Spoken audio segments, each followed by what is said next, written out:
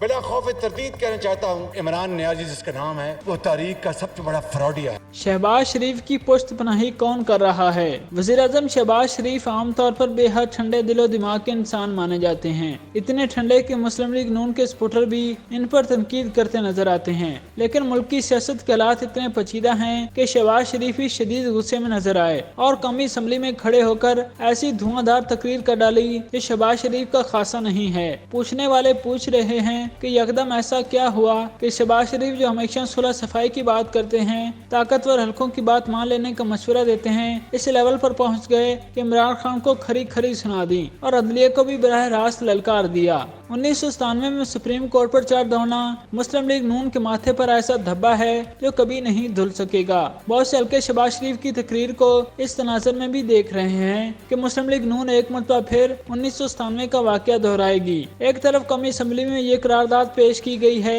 کہ الیکشن کی تاریخ میں سپریم کورٹ کی مداخلت درست نہیں، تو دوسری طرف مسلم لیگ نون کی چیف آرگنائزر مریم نواز کا سپریم کورٹ کے چند ججز پر عدم اعتماد، اور اس کے ساتھ وزیر اعظم شہباز شریف کا قومی اسمبلی میں خطاب کے دوران یہ مطالبہ کہ چیف جسٹس سپریم کورٹ کے 2 ججز کے بارے میں آنے والی آڈیو ٹیپس کا فرانزک کروائیں اور آڈیو اصلی ہونے کی صورت میں متعلقہ ججز کے خلاف کارروائی کریں۔ مسلم لیگ نون کے مخالفین ان حالات کو اسی نظر سے دیکھ رہے ہیں کہ پارٹی ایک بار پھر سپریم کورٹ پر حملہ آور ہو سکتی ہے۔ یاد رہے 1997 میں اس وقت کے چیف جسٹس سجاد علی شاہ وزیر اعظم نواز شریف کے خلاف توہین عدالت کا کیس سماعت کر رہے تھے، جب مبینہ طور پر ہزاروں افراد سپریم کورٹ کی عمارت میں داخل ہو گئے اور مجبوراً چیف جسٹس سجاد علی شاہ نے صدر فاروق لغاری کو خط لکھ کر سپریم کورٹ میں فوج تعینات کروائی۔ واقعے کے بعد اس وقت وزیر اطلاعات مشاہد حسین سعیدی نے بتایا تھا کہ وزیر اعظم نواز شریف نے واقعے کی انکوائری کا حکم دیا ہے۔ اس حوالے سے دلچسپ بات یہ بھی ہے کہ 2012 میں پیپلز پارٹی کے دور میں اس وقت کے وزیر داخلہ ریمان ملک نے وزارت داخلہ کے حکام کو شریف رضوان کے خلاف